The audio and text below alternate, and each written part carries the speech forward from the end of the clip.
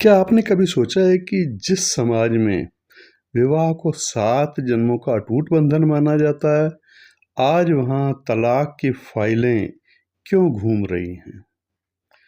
आखिर क्यों आधुनिक सुख सुविधाओं के बीच भी रिश्ते दम तोड़ रहे हैं?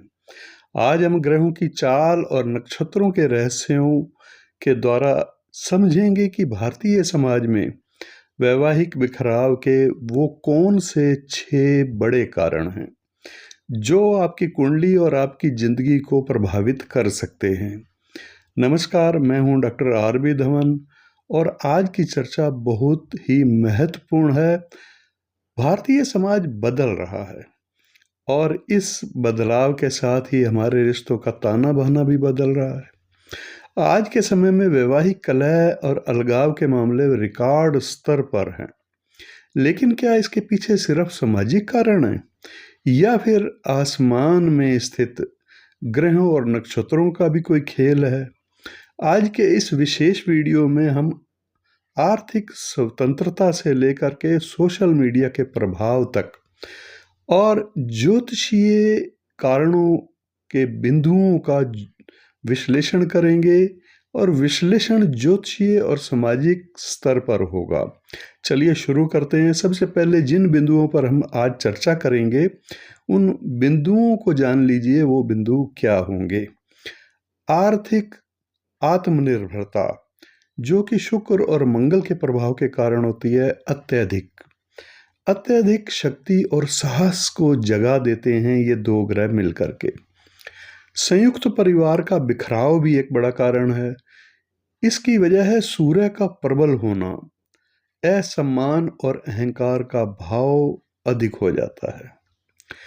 तलाक को समाज में बुरा नहीं माना जाना, ये बदलाव है राहु और आधुनिक विचारों का। शनि के कारण जीवन शैली और अपेक्षाओं में बदलाव, वैवाहिक विलंब भी एक कारण है और उदासीनता इस कारण से भी होती है। देर से विवाह, दुर्व्यवहार और नशाखोरी भी एक कारण है। घरेलू हिंसा, सोशल मीडिया के प्रभाव से अफेयर्स के बढ़ते जोखिम, ये भी कारण हैं। लगन में सूर्य या मंगल जैसे उग्र ग्रह का होना अहंकार की लड़ाई बताता है। कुछ ज्योतिषीय योग कैसे बनते हैं जो अलगाव या असमानता, जो कि विचारों की असमानता है, उसके कारण बनते हैं। आइए उनको देखते हैं।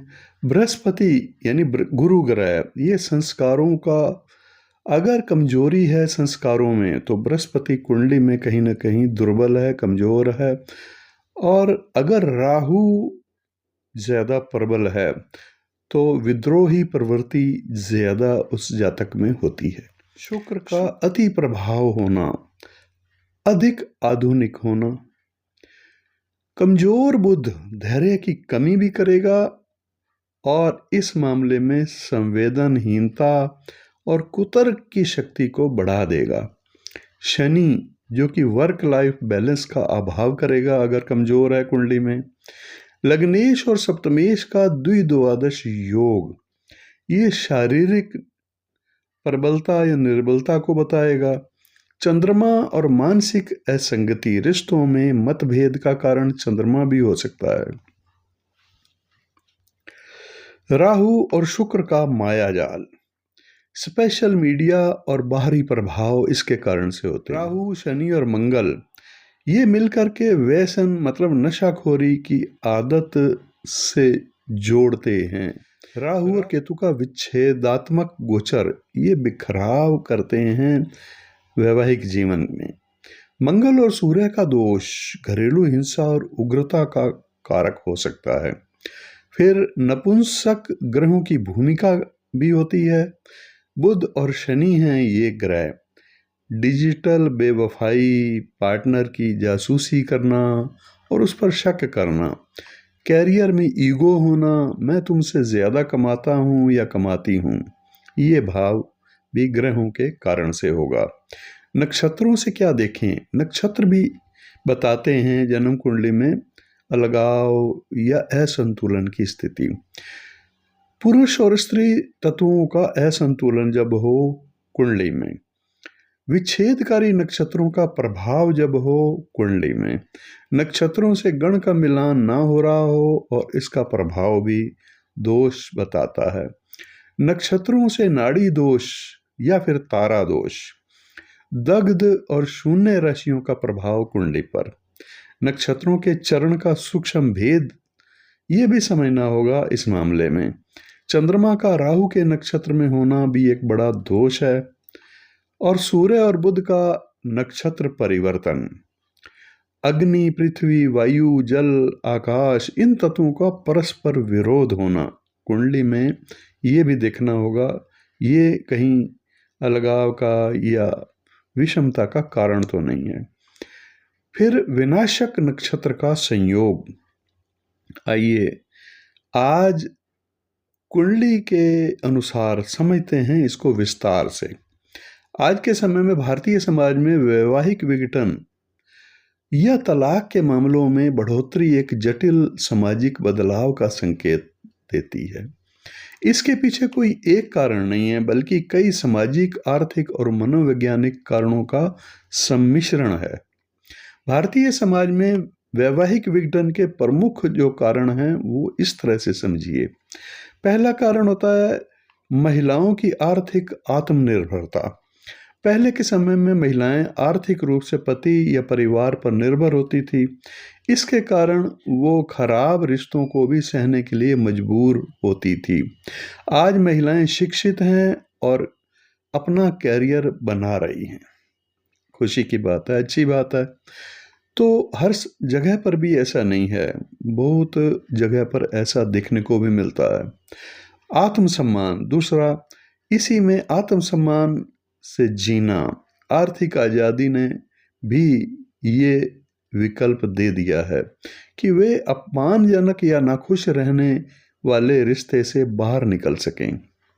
समानता की मांग वाली कामकाजी महिलाएं हों या फिर पुरुष हों, अब घर और बाहर दोनों जगह बराबरी के दर्जे की अपेक्षा रखते हैं ये दोनों। दूसरा कारण है संयुक्त परिवार का बिखराव और शहरीकरण भी इसमें एक बड़ा कारण है।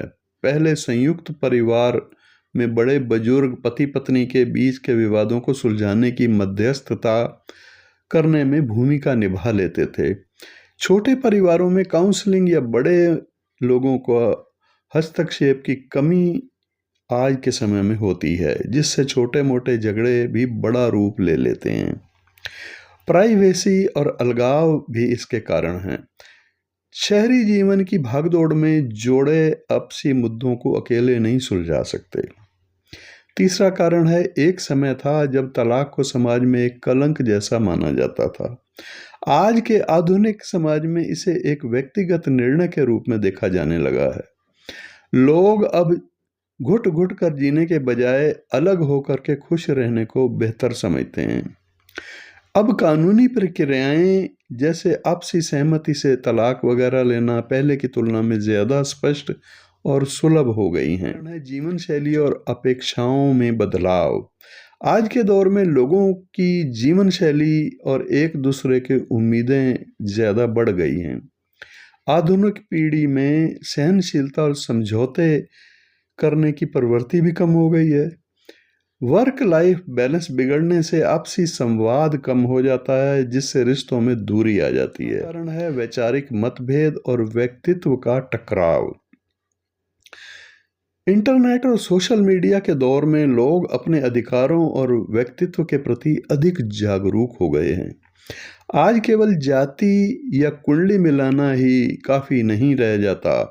अब जोड़े मानसिक और वैचारिक मेल को ज़्यादा महत्व देने लगे हैं।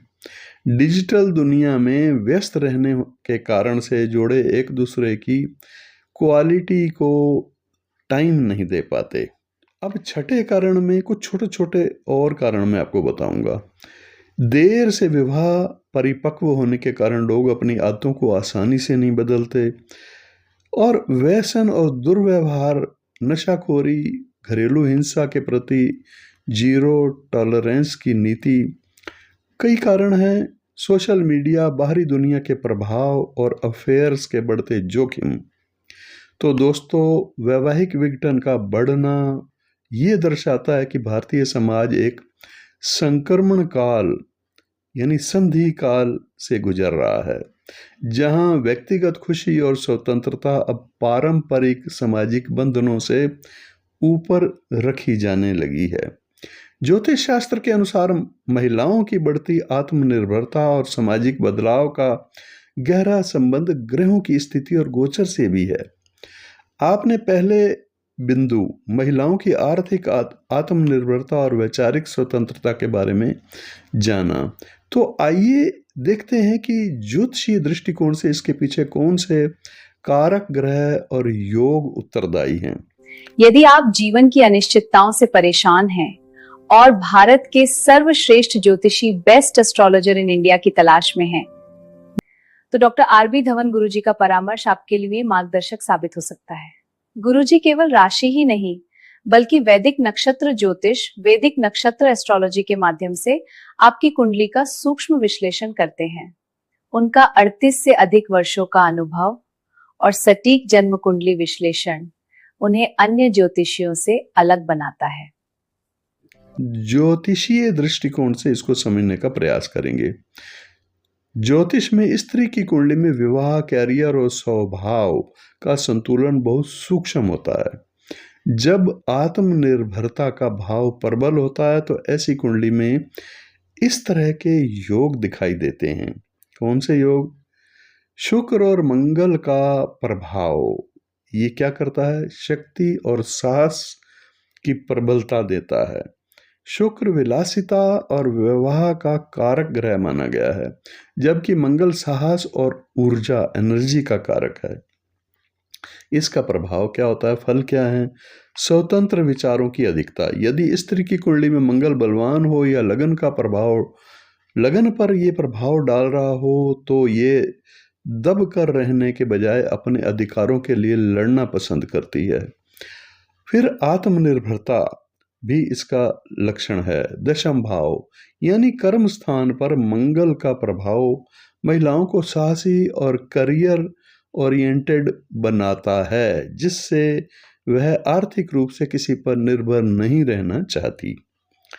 सूर्य का प्रबल होना आत्मसम्मान और अहंकार देता है। सूर्य आत्मा और अधिकार का प्रतीक है, इसलिए जब सूर्य का प्रभाव जातक या जातिका किसी पर भी हो, मैं किसी एक की बात नहीं कर रहा, कुंडली में बारी बारी सभी का प्रभाव, सब स्त्री हो या पुरुष हो, उस पर किस किस ग्रह का कैसे प्रभाव होने से क्या होता है, क्योंकि ये बिखराव एक तरफा नहीं है। तो सूर्य का प्रभाव अगर हो तो अधिकार की भावना प्रबल हो जाएगी। यदि सूर्य सप्तम भाव, विवाह भाव को देख रहा हो या वहाँ स्थित हो, तो जातक हो या जातिका हो, उसमें सेल्फ की भावना बहुत प्रबल हो जाती है, अपने आप को महत्व देना। ऐसी स्थिति में पुरुष हो या फिर महिला हो, अपने आत्म सम्मान से समझौता करना पसंद नहीं करते, जो कभी कभी वैचारिक टकराव का कारण बनता है। राहु और आधुनिक विचार, ये एक तीसरा पहलू है। आज के समय में राहु का प्रभाव रिश्तों पर बहुत अधिक दिखाई देता है, जिसमें अपरंपरागत विचारों का कारक है राहु। महिला की कुंडली में या पुरुष की कुंडली में अगर राहु का संबंध सप्तम भाव या शुक्र से हो, तो वो महिला या पुरुष पुरानी परंपराओं जैसे सब कुछ सहना को तोड़ करके नए रिश्ते चुनने में ही हिचकिचाते नहीं हैं। ये अलगाववादी प्रवृत्तियों को जन्म देने वाला योग होता है। शनि और विलंब का सूचक है शनि, और उदासीनता का सूचक है। शनि अनुशासन और वास्तविकता का ग्रह भी है। इसके प्रभाव से इसकी अधिक कुंडली पर अगर दबदबा हो, प्रभाव हो, तो इसके प्रभाव से पुरुष हो या महिला हो, करियर को प्राथमिकता देने लग जाते हैं, परिवार को नहीं, परिवार को पीछे छोड़ देते हैं प्राथमिकता के मामले में।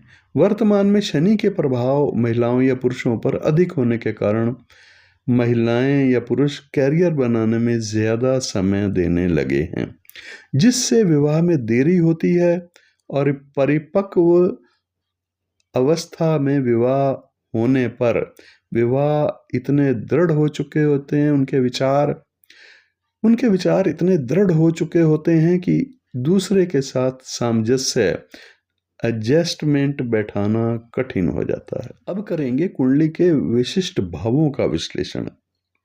संबंधित भाव कौन कौन से हैं? इससे संबंधित भाव सप्तम भाव है, लगन है, 12वां घर है, 5वां घर है और 9वां घर, दूसरा घर भी किसी हद तक इसमें अपना महत्वपूर्ण रोल अदा करता है। ज्योतिषीय कारण वैवाहिक जीवन पर पड़ने वाले प्रभाव क्या हैं? आइए इसको समझते हैं। कुंडली में सप्तम भाव बड़ा महत्वपूर्ण है, 7th हाउस। अगर इस भाव का स्वामी सप्तमेश 6ठे भाव में हो, 8वें भाव में हो या 12वें भाव में हो तो वैवाहिक सुख में कमी और अलगाव की संभावना बनी रहती है। अष्टम भाव स्त्री की कुंडली में विशेष करके ये मांगल्य का स्थान है और यहाँ क्रूर ग्रहों की उपस्थिति आत्मनिर्भरता तो देती है पर वैवाहिक क्लेश भी बढ़ा देती है। दशम भाव 10th हाउस, ये कैरियर का भाव, कैरियर को प्रबल बनाने वाला भाव है। कैरियर का प्रबल होना यहाँ से पता चलता है। जातक या जातिका का पूरा ध्यान काम पर रहता है जिससे घर की उपेक्षा होती है। ग्रहों की युति और स्वभाव का टकराव क्या भूमिका निभाता है इस विषय में? बुध और सूर्य की युति यानी बुध आदित्य योग, यदि ये सप्तम भाव में हो तो जातक बहुत तार्किक होता है, लॉजिस्टिक हो जाता है। बातचीत में भावना के बजाय तर्क अधिक होने से दाम्पत्य जीवन में कटुता तो आएगी ही। स्त्री की कुंडली में पुरुष प्रधान ग्रह अगर लगन या चंद्रमा पर सूर्य, मंगल या बृहस्पति का अधिक प्रभाव हो तो महिला का स्वभाव नेतृत्व करने वाला होता है। यदि पति का स्वभाव भी वैसा हो तो अहंकार का टकराव, ईगो क्लैश अवश्य दिखाई देता है। आत्मनिर्भरता स्वयं में बुरी नहीं है, लेकिन जब कुंडली के क्रूर ग्रह विवाह भाव को प्रभावित करते हैं तो यही आत्मनिर्भरता समझौते की क्षमता को कम कर देती है, जिससे संबंध विच्छेद की स्थितियां बनती हैं। अगले कुछ बिंदु इस तरह से हैं, उनको समझिए। संयुक्त परिवार का बिखराव और एकाकी परिवारों का चलन, ये भी एक प्रमुख कारणों में से एक है। इसका ज्योतिषीय विश्लेषण इस तरह से करेंगे कि अत्यंत रोचक होगा वो विश्लेषण। ज्योतिष शास्त्र में परिवार और सुख और सामंजस्य के लिए विशिष्ट भाव और ग्रह उत्तरदायी होते हैं। जब संयुक्त परिवार टूटते हैं और व्यक्ति अकेले रहने लग जाता है तो इसके पीछे कुंडली के कुछ विशेष ज्योतिषीय कारण भूमिका निभाते हैं। आइए समझते हैं संयुक्त परिवार के बिखराव के ज्योतिषीय कारण। संयुक्त परिवार का अर्थ है संस्कार, सहनशीलता और साझा संसाधन। जब कुंडली में अलगाववादी ग्रहों का प्रभाव बढ़ जाता है तो व्यक्ति अपनों से दूर होने लग जाता है। द्वितीय भाव का क्या रोल है इसमें? कुटुंब स्थान है यह द्वितीय भाव। इसका पीड़ित होना, कुंडली का दूसरा भाव सीधे तौर पर परिवार और कुल का प्रतिनिधित्व करता है।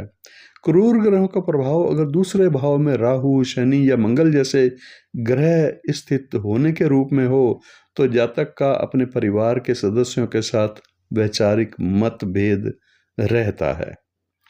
द्वितीयेश की स्थिति, अगर दूसरे घर का स्वामी द्वितीयेश जो होगा वो 6ठे, 8वें या 12वें भाव में चला जाए तो व्यक्ति चाह कर भी संयुक्त परिवार में नहीं रह पाएगा और उसे मजबूरी में या स्वेच्छा से अलग होना ही पड़ता है। फिर चतुर्थ भाव घर का, सुख का, गृहस्थी का, और यहाँ भी अलगाव की स्थिति कैसे बनती है ये देखेंगे। कुंडली का चौथा भाव घर की शांति और मानसिक सुख का है। इस पर राहु का प्रभाव अगर हो तो आधुनिक समय में राहु चतुर्थ भाव को बहुत प्रभावित कर रहा है। राहु विद्रोही ग्रह है। ये व्यक्ति को अपनी जड़ों और परंपराओं से दूर ले जाकर स्वतंत्र इंडिपेंडेंट रहने के लिए उकसाता है। चाहे करियर की बाधाएं हो, विवाह में देरी या स्वास्थ्य संबंधी समस्याएं, गुरुजी के प्रभावी ज्योतिषीय उपाय चमत्कारिक परिणाम देते हैं। उनकी ऑनलाइन ज्योतिष परस ऑनलाइन एस्ट्रोलॉजी कंसल्टेशन सेवा उन लोगों के लिए वरदान है जो घर बैठे अपनी समस्याओं का समाधान चाहते हैं। यदि आप प्रामाणिकता और स्पष्टता चाहते हैं तो डॉक्टर आरबी धवन गुरुजी से बेहतर कोई विकल्प नहीं है। चतुर्थ भाव पर शनि की दृष्टि अगर हो तो शनि अगर चौथे भाव पर दृष्टि डाल रहा हो तो घर में नीरसता और अनुशासन का दबाव बढ़ जाता है, जिससे युवा पीढ़ी अलग होकर के अपने प्राइवेसी खोजने लगती है। राहु केतु का अक्ष और आधुनिकता। राहु और केतु को ज्योतिष में विच्छेदात्मक ग्रह माना गया है। इससे अकेलेपन की चाह बढ़ती है। वर्तमान गोचर में राहु का प्रभाव व्यक्ति को आत्म केंद्रित बना देता है। जब व्यक्ति केवल अपने और अपने साथी के बारे में सोचने लगता है तो संयुक्त परिवार का ढांचा उसे बंधन लगने लगता है। परंपरा का त्याग। केतु पुराने संस्कारों से मोह भंग करवाता है, जिससे बुजुर्गों की सलाह हस्तक्षेप लगने लग जाती है। बृहस्पति गुरु ग्रह का कमजोर होना। कुंडली में बृहस्पति का कमजोर होना भी एक बहुत बड़ा कारण है। बृहस्पति परिवार को जोड़ने वाला ग्रह है। इस मामले में ये सबसे महत्वपूर्ण ग्रह है। ये संस्कारों, बड़ों के आशीर्वाद और विस्तार का सूचक ग्रह है। संस्कारों में कमी यदि कुंडली में गुरु नीच का हो या फिर शत्रु राशि में हो, 6, 8, 12 के स्वामी के साथ कहीं स्थित हो या फिर 6, 8, 12 स्थान में से किसी स्थान में स्थित हो तो व्यक्ति के भीतर त्याग और सहनशीलता की भावना कम हो जाती है।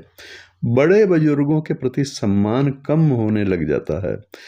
सम्मान कम होने से परिवार में दरार जल्दी आती है। ज्योतिषीय ग्रहों का प्रभाव किस तरह से होगा और समझते हैं। शनि ये अलगाव और अकेलापन देता है, व्यक्ति को भीड़ से दूर एकांत में रहने को प्रेरित करता है। राहु असंतोष और भ्रम की स्थिति बनाता है, परिवार के सदस्यों के बीच गलत फहमियां पैदा करता है। मंगल क्रोध और सत्ता संघर्ष, छोटे मोटे विवादों को बड़े झगड़ों में बदल सकता है। चंद्रमा ये मानसिक अस्थिरता भी दे सकता है। संयुक्त परिवार के शोर शराबे में मानसिक शांति ना मिल पाना भी एक बड़ा कारण होता है अलगाव का। मध्यस्थता का अभाव होना ये भी एक बड़ा दोष है आज के समय में। ज्योतिष शास्त्र के अनुसार जब बुध वाणी और बुद्धि और गुरु यानी कि विवेक दोनों पीड़ित हो जाएं कुंडली में तो परिवार में संवाद खत्म सा हो जाता है। पहले के समय में परिवारों में गुरु प्रधान यानी बुजुर्ग लोग होते थे जो अपनी बुद्धि से झगड़े सुलझा देते थे। आज की कुंडलियों में मंगल और राहु की प्रधानता के कारण व्यक्ति मेरी लाइफ मेरी मर्जी के सिद्धांत पर चलने लगे हैं, जिससे मध्यस्थता की गुंजाइश ही खत्म हो जाती है।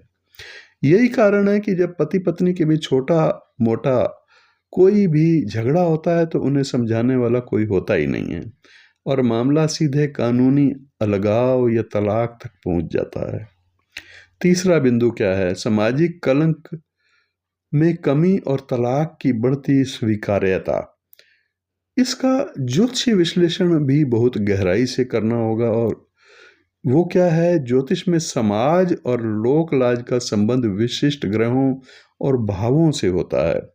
जब इन ग्रहों का प्रभाव बदलता है तो व्यक्ति की सामाजिक धारणाएं भी बदलती हैं। यहाँ पर जो प्रमुख ज्योतिषीय कारण है वो उसमें शनि भी है। शनि का बदलता प्रभाव लोक लाज, शनि को समाज मर्यादा और लोक परंपराओं का कारक ग्रह माना गया है। परंपरा का लचीलापन। पुराने समय में शनि का प्रभाव भय और मर्यादा पर अधिक होता था, जिससे लोग क्या कहेंगे इसका डर होता था और डर से रिश्तों को ढोते थे। वर्तमान समय में शनि के गोचर और आधुनिक कुंडलियों में शनि का प्रभाव यथार्थवाद की ओर बढ़ चला है। सत्य का सामना अब शनि के मामले में ये भी है। शनि अब जातक को ये सोचने पर मजबूर करता है कि दिखावे की सामाजिक प्रतिष्ठा से बेहतर है व्यक्तिगत शांति। राहु का प्रभाव आज क्या देखने को मिल रहा है, आइए इसको समझते हैं। राहु और विद्रोह की प्रवृत्ति। राहु वह ग्रह है जो समाज के बनाए हुए नियमों को तोड़ने वाला माना जाता है, सामाजिक नियमों का उल्लंघन करने वाला। राहु का प्रभाव जब सप्तम भाव यानी विवाह भाव पर होता है या फिर दशम भाव पर होता है, सामाजिक प्रतिष्ठा पर होता है, तो व्यक्ति समाज की परवाह नहीं करता। राहु जातक को स्वच्छंद बना देता है, जिससे उसे तलाक या अलगाव अब कोई पाप नहीं लगता। तलाक लेना पहले कलंक माना जाता था, अब पाप या कलंक नहीं लगता। आधुनिकता का भ्रम। राहु व्यक्ति को यह विश्वास दिलाता है कि पुरानी सामाजिक मान्यताएं अब उपयोगी नहीं रही।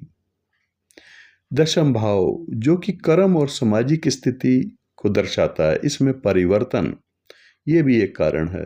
कुंडली का दशम भाव बताता है कि समाज आपको कैसे देखता है।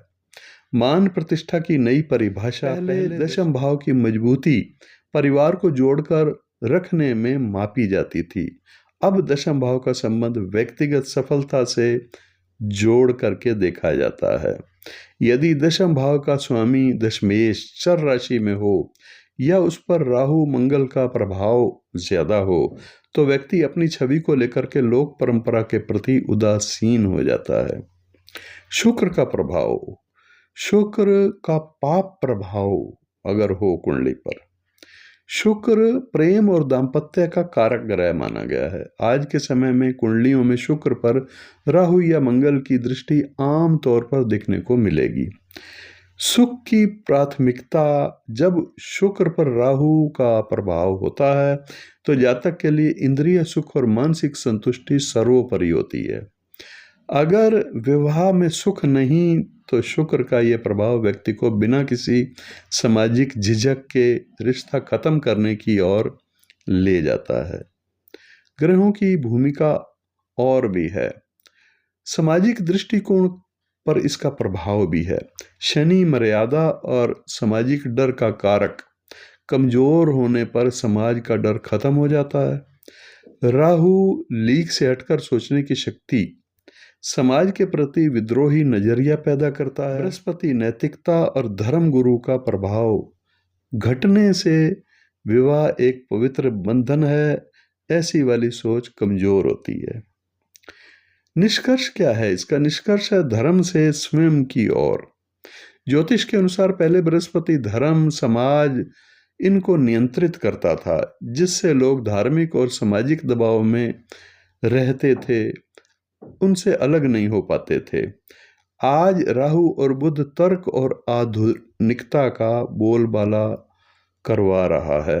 अब व्यक्ति ये तर्क देता है कि यदि मैं अंदर से दुखी हूं तो बाहर से सुखी दिखने का नाटक क्यों करूं।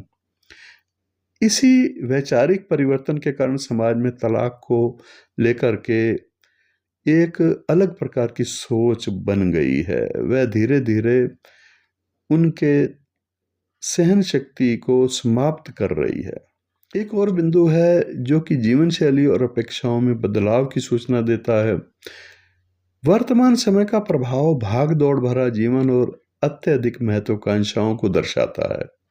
ज्योतिष शास्त्र में जीवन शैली का संबंध मुख्य रूप से शुक्र, बुध और राहु से देखा जाता है। जीवन शैली और अपेक्षाओं के ज्योतिषीय कारण इन्हीं से देखे जाते हैं। शुक्र ग्रह का स्वभाव है कि वो उसका प्रभाव अगर ज्यादा हो तो अति आधुनिक बनाता है जातक को या जातिका को। शुक्र सुख सुविधाओं, प्रेम और जीवन शैली का नैसर्गिक कारक ग्रह भी है। अत्यधिक अपेक्षाएं हो जाती हैं उस इंसान में। वर्तमान समय में शुक्र पर राहु का प्रभाव क्योंकि ज्यादा देखने को मिलता है, अधिक मामलों में देखने को मिलता है। राहु अतृप्ति का कारक ग्रह है, तृप्त नहीं होने देता। जब शुक्र और राहु का संबंध बनता है तो व्यक्ति को अपने जीवन साथी से भौतिक और भावनात्मक अपेक्षाएं असीमित हो जाती हैं। यदि साथी उन पर ऊंचे मानकों को पूरा नहीं कर पाता तो असंतोष उनके मन में पैदा होता है। दिखावे की जीवन शैली का प्रभाव भी है। शुक्र का पीड़ित होना व्यक्ति को सोशल मीडिया वाली चमक दमक वाली जिंदगी की ओर ले जाता है, जिससे वास्तविक जीवन की सादगी खत्म हो जाती है। बुध जो कि धैर्य की कमी करता है अगर कमजोर हो कुंडली में। बुध बुद्धि, संचार और तंत्र का स्वामी ग्रह माना गया है। आज की जीवन शैली में बुध बहुत चंचल और अस्थिर सा हो गया है। बुध पर मंगल या राहु का प्रभाव होने से उस जातक या जातिका में धैर्य यानी पेशेंस की कमी हो जाती है। ये अभी और इसी वक्त चाहिए उसको, यानी इंस्टेंट उसको परिणाम चाहिए। तर्क बनाम भावना। बुध प्रधान व्यक्ति हर चीज में नफा नुकसान और तर्क ढूंढता है। जब रिश्तों में भावनाओं की जगह केवल लॉजिक ले लेता है तो तालमेल बिठाना मुश्किल हो जाता है। शनि, वर्क लाइफ का बैलेंस का अभाव। शनि कर्म और कड़े परिश्रम का सूचक ग्रह है। समय की कमी। कुंडली में यदि शनि का प्रभाव सप्तम भाव यानी विवाह भाव पर हो तो वह दशम भाव यानी कैरियर से संबंधित हो, या फिर तो ऐसे में जातक अपने काम में इतना व्यस्त हो जाता है कि वह परिवार को जितना समय देना चाहिए उतना टाइम नहीं दे पाता। नीरसता होती है इस कारण से। शनि की शुष्कता जीवन शैली में उत्साह कम कर देती है, जिससे पति पत्नी के बीच में एक मैकेनिकल यंत्रवत सा रिश्ता रह जाता है। भावनात्मक रिश्ते की कमी हो जाती है। लग्नेश और सप्तमेश का द्विद्वादश योग भी एक बहुत बड़ा कारण है। जीवन शैली में बदलाव तब टकराव पैदा होता है जब पति और पत्नी में प्राथमिकताएं अलग अलग होती हैं। व्यक्तित्व का अंतर। यदि पति की कुंडली में स्वामी ग्रह लग्नेश यानी कि और पत्नी की कुंडली में स्वामी ग्रह यानी सप्तमेश कुंडली में एक दूसरे से दूसरे 12वें की स्थिति में हो, द्विद्वादश योग हो, तो उनकी पसंद नापसंद और जीवन जीने का तरीका बिल्कुल अलग अलग होता है। एक को शांति पसंद होती है तो दूसरे को पार्टी और शोर शराबा। अपेक्षाओं का किस तरह से प्रभाव पड़ता है कौन कौन से ग्रहों के योग से, आइए इसको समझते हैं। राहु और शुक्र ये दोनों मिलकर के भौतिकवादी और काल्पनिक अपेक्षाएं पैदा करते हैं। साथी की वास्तविकता को स्वीकार ना कर पाना इसका परिणाम है। मंगल और बुध वाणी में उग्रता और जल्दबाजी, छोटी बातों पर बड़े झगड़े होना और तुरंत अलग होने का फैसला। सूर्य और शुक्र ये अहंकार और विलासिता का टकराव, मैं झुकूंगा नहीं वाली जीवन शैली। इसका नतीजा क्या होता है? चाह और हकीकत का फासला। ज्योतिष के अनुसार आधुनिक जीवन शैली रजोगुण और तमोगुण से अधिक प्रभावित है। पहले के समय में जीवन शैली सतोगुण पर आधारित ज्यादा होती थी, जहां अपेक्षाएं कम होती थी। आज व्यक्ति की कुंडली में पंचम भाव यानी इच्छा शक्ति, इच्छाएं और एकादश भाव लाभ और लालच का स्थान ये ज्यादा सक्रिय हो गए हैं। इसी कारण से सप्तम भाव मतलब साझेदारी की बलि चढ़ जाती है। और एक और बिंदु पर विचार करते हैं, वैचारिक मतभेद का कारण क्या क्या हो सकता है। वैचारिक मतभेद और व्यक्तित्व का टकराव क्यों होता है? इसके कुछ ज्योतिषीय कारण। यह सबसे महत्वपूर्ण है क्योंकि कोई भी रिश्ता शारीरिक या आर्थिक रूप से बाद में मानसिक रूप से पहले टूटता है। ज्योतिष शास्त्र में विचारों और व्यक्तित्व का सीधा संबंध चंद्रमा और बुध और लगन से होता है। यहाँ एक बिंदु पर विचार करने से पता चलता है कि लगन और सप्तम भाव का 6-8 षडाष्टक योग होना, ये संबंध बन रहा है तो कुंडली का प्रथम भाव यानी लगन जातक का स्वयं का व्यक्तित्व का है, और क्योंकि सप्तम भाव जीवन साथी का भाव है तो इसका प्रभाव होता है व्यक्ति में जो किस तरह की विचार धारणा पैदा होती हैं। अगर लगन का स्वामी और सप्तम का स्वामी एक दूसरे से छठे या फिर 8वें भाव में बैठे हों तो पति पत्नी के स्वभाव में जमीन आसमान का अंतर होता है। दोनों में से एक उत्तर दिशा की ओर चलता है तो दूसरा दक्षिण दिशा की ओर। अब अहंकार की लड़ाई बढ़ जाती है। यदि लगन में सूर्य या मंगल जैसे उग्र ग्रह हों तो जातक अपनी बात मनवाने पर अड़ जाता है, जिससे वैचारिक तालमेल संभव नहीं हो पाता, असंभव हो जाता है। चंद्रमा और मानसिक स्थिति। चंद्रमा दरअसल मन पर नियंत्रण करने वाला एक प्लेनेट है। अगर इसकी स्थिति कुंडली में अच्छी नहीं है तो क्या प्रभाव पड़ते हैं? चंद्रमा मन का कारक है। रिश्तों में मतभेद तब शुरू होते हैं जब दोनों के मन के नक्षत्र आपस में मेल नहीं खाते। भकूट दोष एक ऐसा कारण है। अगर पति पत्नी की राशियों के बीच में 2-12 का संबंध हो या फिर 6-8 का संबंध हो तो इनके सोचने का तरीका बिल्कुल अलग होता है। एक भावनात्मक होता है और दूसरा व्यवहारिक यानी प्रैक्टिकल होता है, जिससे छोटी छोटी बातों पर बहस हो जाती है। चंद्रमा और राहु की अगर युति हो कुंडली में, ऐसा होने से किसी एक की कुंडली में भी ये हो सकता है। तो ऐसी स्थिति में चंद्रमा राहु से पीड़ित होगा तो वो व्यक्ति शक्की मिजाज या फिर ज्यादा कल्पनाशील हो सकता है, जो आपसी विश्वास को खत्म कर देने वाला हो सकता है। अब बुध सीधा सीधा संवादहीनता से जुड़ा हुआ प्लेनेट है। बुध संचार का और तर्क शक्ति का ग्रह है। वैचारिक मतभेद तब टकराव बनते हैं जब बातचीत का तरीका बिगड़ जाता है। तार्किक कड़वाहट इसका कारण होती है। यदि बुध पर मंगल का प्रभाव हो तो व्यक्ति की वाणी चुभने वाली हो जाती है, जिस कारण से उनमें दूरियां होने लग जाती हैं। क्या कहा गया है से ज्यादा कैसे कहा गया है, कौन से स्टाइल से कहा गया है, इस पर झगड़े होते हैं। बुध और केतु, ये युति व्यक्ति को अंतर्मुखी बना देती है, साथ ही अपनी बात मन में ही दबाए रखता है, जिससे कम्युनिकेशन गैप बन जाता है और इसका परिणाम होता है विस्फोटक। अब स्त्री और पुरुष, इन तत्वों का असंतुलन कुंडली में कैसे दिखना है? क्योंकि स्त्री तत्व, पुरुष तत्व, राशियां भी होती हैं, ग्रह भी होते हैं। ज्योतिष में कुछ राशियां उग्र भी होती हैं और कुछ सौम्य भी होती हैं। इन तत्वों का टकराव हो तो क्या होगा? यदि एक साथी अग्नि तत्व यानी मेष, सिंह, धनु का है और दूसरा पृथ्वी तत्व यानी वृषभ, कन्या या मकर का है तो इनके जीवन के आदर्श अलग अलग होते हैं। अग्नि तत्व वाला आजादी और उत्साह चाहता है, जबकि पृथ्वी तत्व वाला स्थिरता और सुरक्षा चाहता है। यही व्यक्तित्व का मूल टकराव है।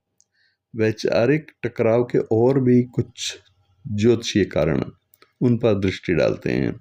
सूर्य मंगल का प्रभाव, ये दबदबा बनाने वाला यानी दूसरे की राय को महत्व ना देना। राहु का प्रभाव, भ्रम और संदेह, साथी की हर बात पर शक करना। बुध का पीड़ित होना कुंडली में गलतफहमी पैदा करता है और संवाद की जगह विवाद पैदा होते हैं। शनि का प्रभाव अगर नकारात्मक हो तो भावनात्मक ठंडापन होता है, एक दूसरे के प्रति संवेदनहीनता ज्यादा होती है। निष्कर्ष होता है मैं बनाम हम। ज्योतिषीय दृष्टि से वर्तमान समय में जातक की कुंडली में लगन यानी सेल्फ बहुत बलवान हो रहा हो और सप्तम भाव कमजोर हो रहा हो, जब व्यक्ति का अपना अस्तित्व और विचार साझेदारी से बड़े हो जाते हैं तो व्यक्तित्व का टकराव दिखाई देने लग जाता है। आज के समय में लोग एडजस्ट करने को अपनी हार मानते हैं, जो कि प्रबल सूर्य और मंगल का नकारात्मक प्रभाव है। फिर एक बिंदु और देखते हैं इसका कारण टकराव का। सोशल मीडिया, व्यसन और देरी से विवाह होना। ज्योतिषीय विश्लेषण में ये भी देखने को आता है। वर्तमान युग के सबसे तीव्र प्रभावों में इसकी गिनती भी होती है। ज्योतिष शास्त्र में इन आधुनिक समस्याओं का सीधा संबंध राहु और शुक्र और शनि के नकारात्मक संयोजन से है। यहाँ पर कुछ ज्योतिषीय कारण और मैं बता रहा हूँ जो कि इन्हीं ग्रह योगों से बनने वाले कारण हैं। सोशल मीडिया और बाहरी प्रभाव, राहु और शुक्र का मायाजाल। आज के समय में सोशल मीडिया वैवाहिक दरार का एक बहुत बड़ा कारण है। राहु का भ्रम, राहु आभासी दुनिया का स्वामी ग्रह है। जब राहु का संबंध शुक्र यानी प्रेम या फिर सप्तम भाव से हो जाता है तो व्यक्ति अपने वास्तविक जीवन साथी की तुलना सोशल मीडिया पर दिखने वाले परफेक्ट जोड़ों से करने लग जाता है। अदृश्य आकर्षण एक कारण है। ये भी राहु और चंद्रमा की युति व्यक्ति को ऑनलाइन अफेयर्स या डिजिटल फ्लर्टिंग की ओर आकर्षित करती है, जिससे वैवाहिक निष्ठा कमजोर होती है। और फिर एक कारण है व्यसन या फिर नशाखोरी। राहु, शनि और मंगल का दुष्प्रभाव है ये। नशा न केवल स्वास्थ्य है बल्कि रिश्तों को भी नष्ट करता है। राहु और दूसरे भाव का संबंध बड़ा महत्वपूर्ण है। कुंडली का दूसरा भाव मुख और आहार का है। अगर यहाँ राहु या शनि का प्रभाव हो तो व्यक्ति नशे का शिकार हो सकता है। फिर एक है पाप कर्तरी योग। यदि सप्तम भाव विवाह का जो स्थान है, इसको दो क्रूर ग्रह जैसे मंगल और शनि के बीच में ये भाव फंसा हुआ हो तो जीवन साथी के दुर्व्यवहार या व्यसन के कारण, नशाखोरी के कारण व्यक्ति घर छोड़कर अलग होने का निर्णय ले लेता है। देर से विवाह, शनि का प्रभाव स्वभाव की जड़ता पैदा करता है। कैरियर के कारण आजकल विवाह 30-32 वर्ष की आयु के बाद हो रहे हैं। शनि की प्रधानता है। शनि विलंब का कारक ग्रह है। जब शनि सप्तम भाव को प्रभावित करता है तो विवाह देर से होता ही है। स्वभाव में लचीलेपन में कमी भी होती है। ज्योतिष के अनुसार आयु बढ़ने के साथ व्यक्ति के व्यक्तित्व पर उसके लगन यानी स्वयं का प्रभाव इतना पक्का हो जाता है कि वह दूसरे के लिए खुद को बदलना नहीं चाहता। शनि व्यक्ति को स्वभाव से सख्त बना देता है, जिससे वैवाहिक सामंजस्य मुश्किल हो जाता है, कठिन हो जाता है। घरेलू हिंसा और उग्रता भी एक कारण है। मंगल सूर्य का दोष है। ये अत्यधिक मंगल का दोष होता है। तो यदि मंगल चतुर्थ यानी सुख भाव या सप्तम भाव में अत्यंत पीड़ित स्थिति में हो, यहाँ पर ये मांगलिक भी कहलाता है जातक, तो जातक के स्वभाव में हिंसक प्रवृत्ति आ जाती है। आधुनिक समय में महिलाएं ऐसे दमनकारी ग्रहों के प्रभाव को सहने के बजाय अलग होना चुनती हैं। कुछ मैं यहाँ पर और कहना चाहूँगा। सोशल मीडिया पर राहु वास्तविकता से दूर ले जाता है और असंतोष पैदा करता है। राहु और शनि मिलकर के मति भ्रम और परिवार के प्रति जिम्मेदारी का अभाव देते हैं। देर से विवाह का कारण है शनि। शनि आदतों में जड़ता और तालमेल बैठाने में असक्षम बनाता है। हिंसा, क्रोध, ये है मंगल और सूर्य का संबंध। आपसी सम्मान का खत्म होना, शारीरिक मानसिक प्रताड़ना इसका परिणाम होता है। तो आज के युग में ग्रहों का प्रभाव मनुष्य पर आपने समझा इन सब बिंदुओं के आधार पर कि राहु असंतोष और आधुनिकता का और शनि विलंब और अकेलेपन का कारक है। ये दोनों अगर मिल जाएं तो वैवाहिक सुख की नींव को हिला देते हैं। जहाँ पहले गुरु संस्कार का नियंत्रक ग्रह हुआ करता था, वहाँ अब राहु इच्छाएं और मंगल अहंकार शक्ति को हावी बता रहा है, हावी हो जाती है अहंकार की शक्ति। अब हम आते हैं नक्षत्र ज्योतिष के अनुसार क्या कुंडली पर प्रभाव होते हैं इस मामले में। नक्षत्र ज्योतिष ग्रहों और राशियों से भी अधिक सूक्ष्म प्रभाव होता है नक्षत्रों का। अगर कुंडली के ग्रहों की स्थिति समझ में ना आए तो नक्षत्रों के स्वभाव और उनके स्वामी से वैवाहिक विघटन के सटीक कारणों का पता लगाया जा सकता है। नक्षत्रों के माध्यम से इन कारणों को ढूंढने के लिए कुछ सूत्र यहाँ पर मैं दे रहा हूँ। विच्छेदकारी नक्षत्रों की पहचान पहले करिए। कुछ नक्षत्रों का स्वभाव ही स्वतंत्र या वैराग्य देने वाला होता है। यदि सप्तम भाव विवाह का स्वामी या फिर चंद्रमा इन नक्षत्रों में हो तो अलगाव की संभावना ज्यादा बढ़ जाती है। आर्द्रा नक्षत्र, इसका स्वामी ग्रह है राहु। ये नक्षत्र उथल पुथल और आंसुओं का प्रतीक माना गया है। अगर विवाह भाव का स्वामी यहाँ हो तो रिश्तों में अचानक और हिंसक बदलाव देखने को मिलते हैं। मघा नक्षत्र, इसका स्वामी ग्रह है केतु। ये पितरों का नक्षत्र है और अलगाववादी प्रवृत्ति रखता है। ये व्यक्ति के भीतर अहंकार यानी ईगो भर देता है, जिससे वह झुकना पसंद नहीं करता। इसके बाद है ज्येष्ठा नक्षत्र, इसका स्वामी ग्रह बुध है। यहाँ वैचारिक प्रभुत्व की लड़ाई होती है। व्यक्ति खुद को श्रेष्ठ साबित करने के चक्कर में रिश्ता धीरे धीरे खो देता है। मूल नक्षत्र, स्वामी ग्रह है केतु। ये जड़ काटने वाला नक्षत्र है। ये अक्सर बने बनाए रिश्तों को जड़ से खत्म करने की शक्ति रखता है। नक्षत्रों के गण का मिलान भी जरूरी है। कुंडली जब मिलाई जाती है तो विवाह के समय गण मिलान, जैसे देव, मनुष्य, राक्षस, ये 3 गण होते हैं, इनका मिलान किया जाता है। अगर पति पत्नी के नक्षत्रों के गण में तालमेल ना हो तो व्यक्तित्व का टकराव होता है। राक्षस गण बनाम देवगण, अगर एक का राक्षस गण है और दूसरे का देवगण है, यदि एक का राक्षस गण है जैसे कि विशाखा, मघा और भरणी नक्षत्र हो और दूसरे का देवगण जैसे कि अश्विनी, हस्त और रेवती नक्षत्र हो, तो उनके विचारों में कभी सामंजस्य नहीं हो सकता। एक कठोर होगा और दूसरा अत्यंत संवेदनशील होगा।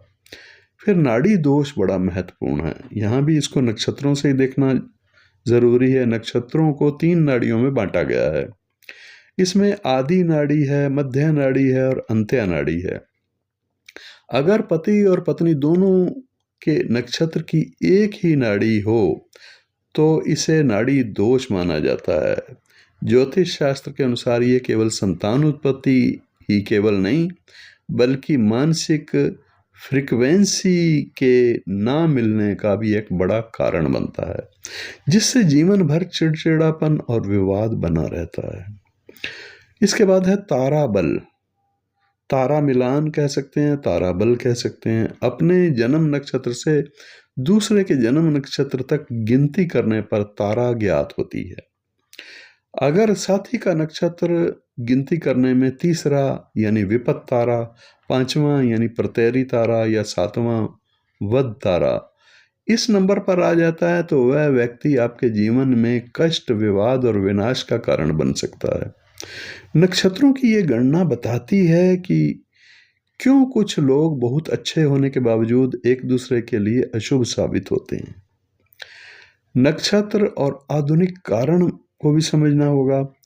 राहु के नक्षत्र आर्द्रा, स्वाति, शतभिषा ये भ्रम और असंतोष के स्वभाव वाले ग्रह हैं। सोशल मीडिया की तरफ आकर्षित करवाते हैं, बाहरी आकर्षण वाले लोग होते हैं, बेवफाई होने के चांसेस ज्यादा होते हैं इनके साथ।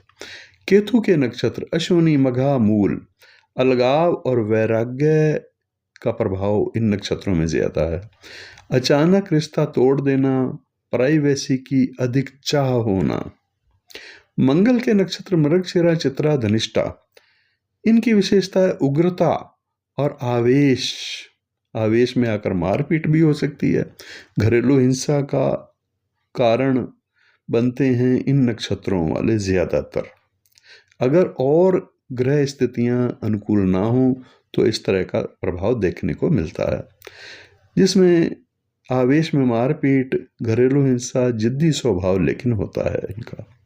शनि का नक्षत्र इसके बाद नंबर आता है, जो है पुष्य, अनुराधा और उत्तरा भाद्रपद नक्षत्र। इन नक्षत्रों के कारण जीवन में उदासीनता और वैवाहिक जीवन में नीरसता, रस का ना होना, भावनाहीन होना, ऐसा रिश्ता जो कि वैवाहिक जीवन को कड़वा बना देता है, नीरस बना देता है, और कैरियर के कारण भी दूरी हो सकती है, यानी उसका ध्यान ज़्यादा अपना करियर बनाने की तरफ हो।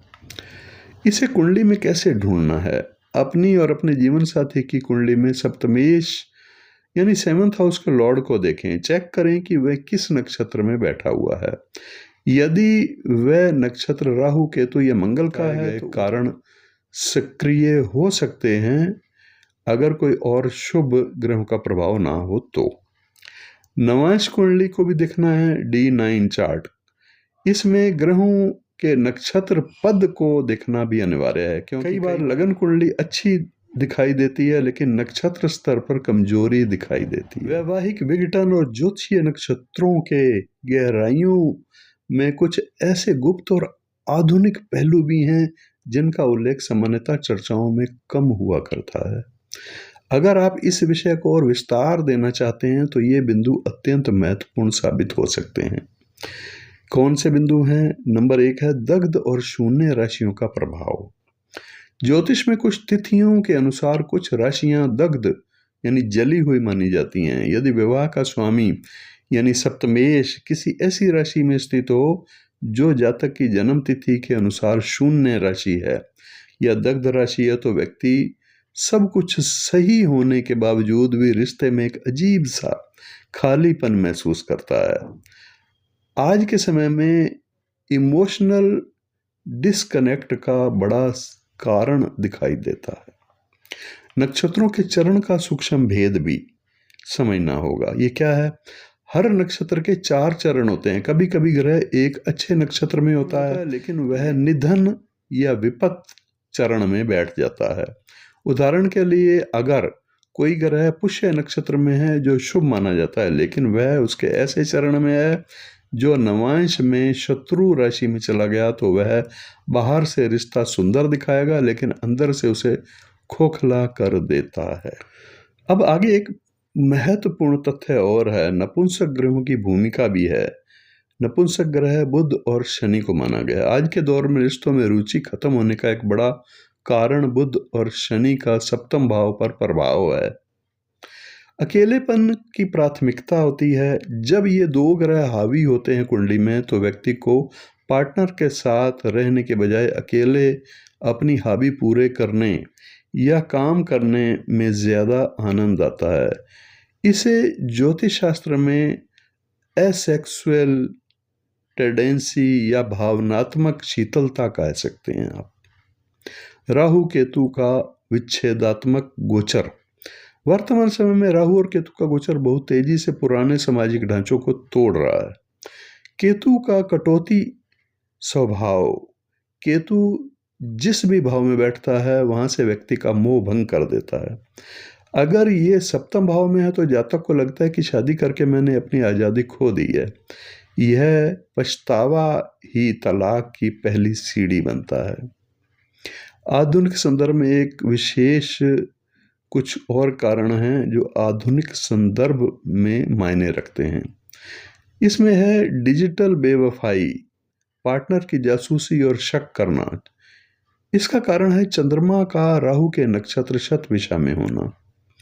दूसरा है कैरियर, ईगो, मैं तुमसे ज्यादा कमाती हूं या कमाता हूं।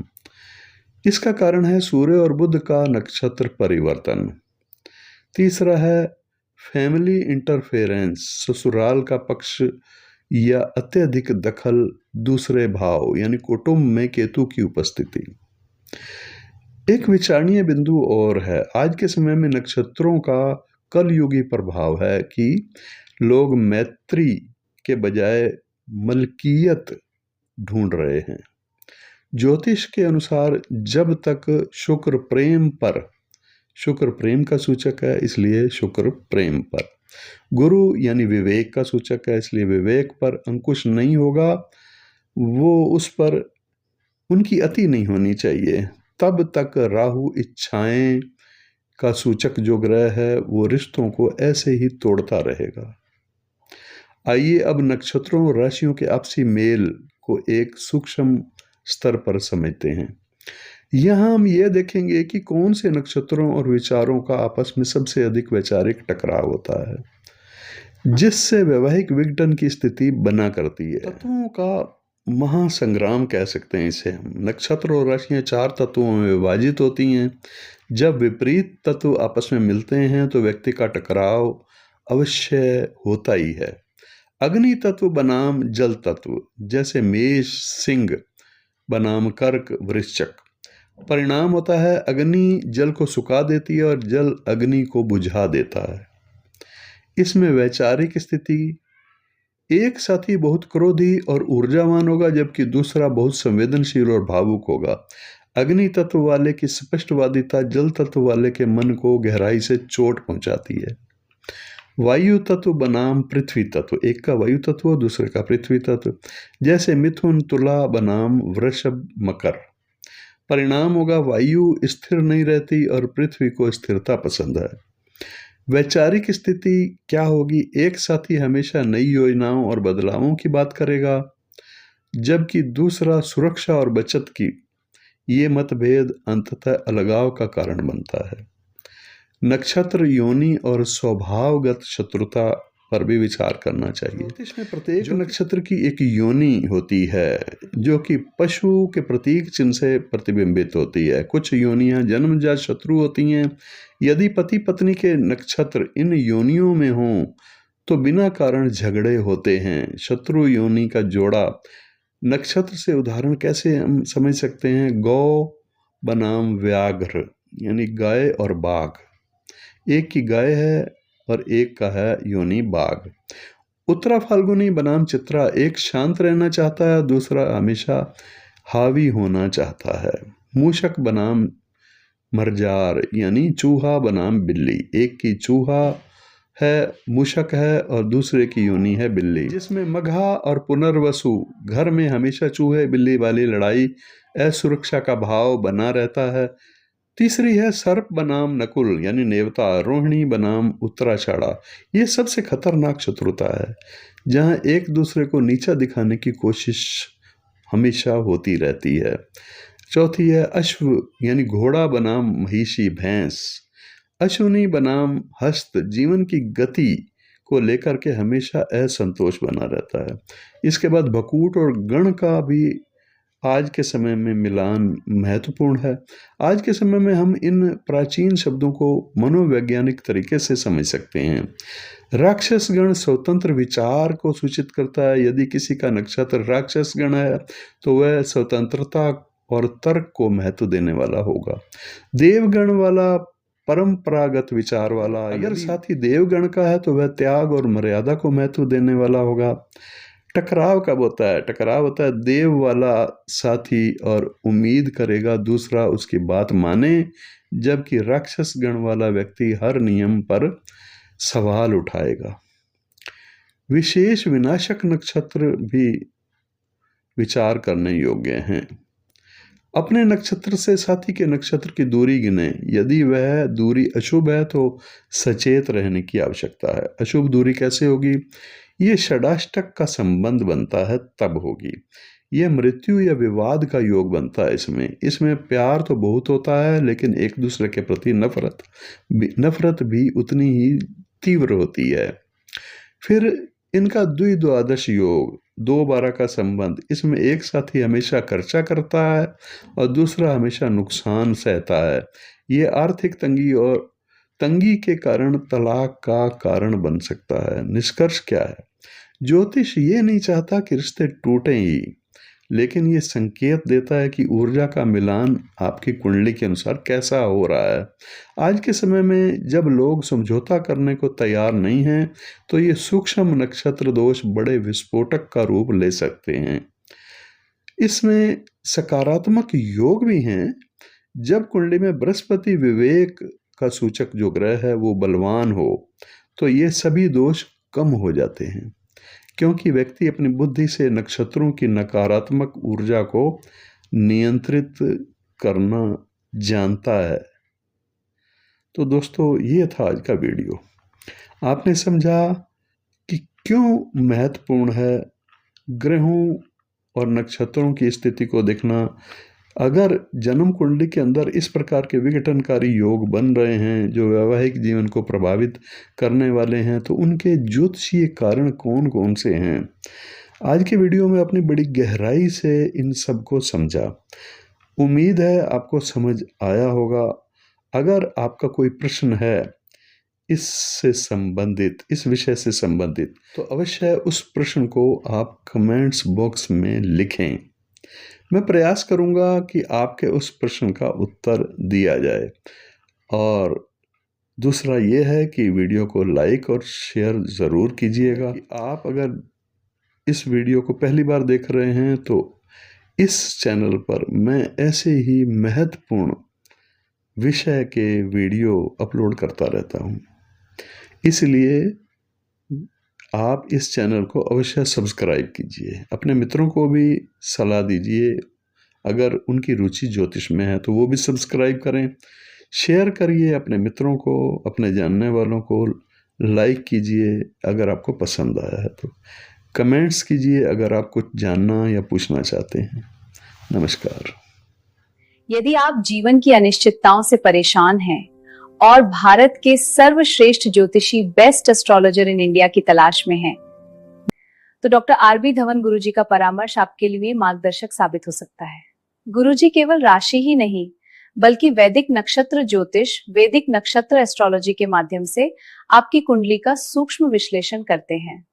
उनका 38 से अधिक वर्षों का अनुभव और सटीक जन्म कुंडली विश्लेषण उन्हें अन्य ज्योतिषियों से अलग बनाता है।